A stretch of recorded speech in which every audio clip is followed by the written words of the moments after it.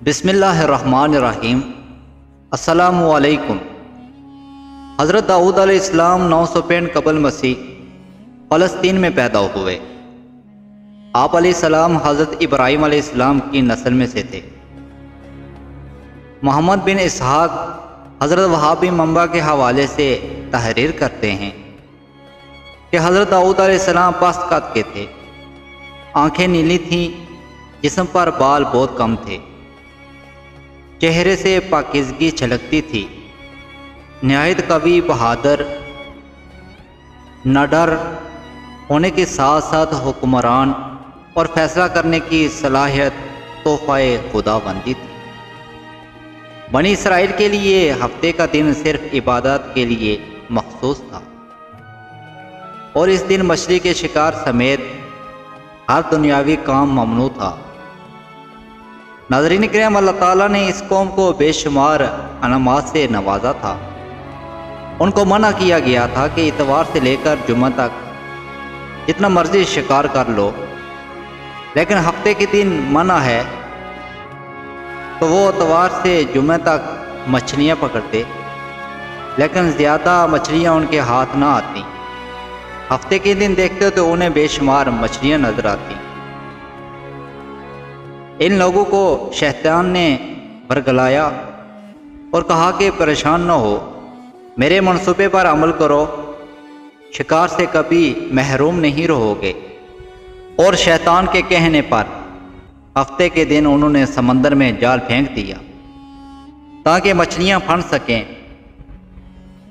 اور وہ زیادہ سے زیادہ شکار کر سکیں۔ وہ ہفتے کے دن سمندر میں جال پھینک دیتے اور اتوار کو نکالتے۔ ناظرین کرام، سمندر کے کنارے آباد مچھلی کے شوقین لوگوں نے حکم خداوندی کی نافرمانی کی، جس پر اللہ تعالیٰ نے ان کی شکلوں کو تبدیل کر دیا۔ پھر 3 دن میں وہ لوگ مر گئے۔ تفسیر قرطبی میں ہے کہ یہود نے شروع میں ہیلے بہانے کر کے مچھلیاں پکڑی، پھر عام طور پر شکار کرنے لگے، تو وہاں پر 2 جماعتیں ہو گئیں۔ ایک جماعت میں علماء و صالحہ لوگ جو انہیں اس کام سے روکتے، جبکہ دوسری جماعت میں نافرمان افراد شامل تھے۔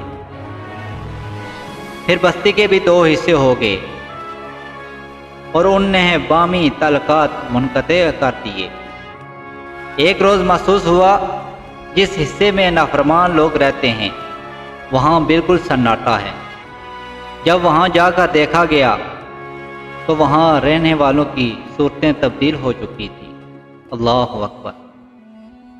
حضرت قتادہ رضی اللہ تعالی عنہ فرماتے ہیں کہ ان کے جوان بندر اور بوڑھے خنزیر بنا دیے گئے، مگر وہ اپنے رشتہ دار انسانوں کو پہچانتے اور ان کے قریب آ کر روتے تھے۔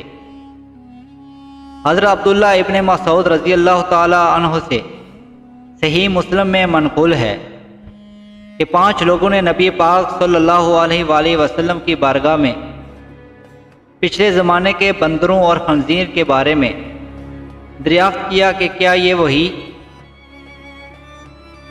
مسخ شدہ شکل والے یہودی ہیں؟ آپ صلی اللہ علیہ وآلہ وسلم نے فرمایا کہ جب اللہ تعالیٰ کسی قوم پر مسخ صورت کا عذاب نازل کرتا ہے تو ان کی نسل نہیں چلتی، بلکہ چند روز میں ہلاک ہو کر ختم ہو جاتی ہے۔ بندر اور خنزیر دنیا میں پہلے سے ہی موجود تھے۔ ناظرین اکرام، امید کرتے ہیں آج کی یہ ویڈیو آپ کو پسند آئی ہوگی۔ اگر پسند آئی ہے تو دوستوں سے ضرور شیئر کریں، اور اگر آپ نے میرے اس چینل کو سبسکرائب نہیں کیا تو سبسکرائب کر کے گھنٹی کے نشان کو دبا دیں تاکہ ایسی معلوماتی ویڈیو کا نوٹیفیکیشن آپ کو ملتا رہے۔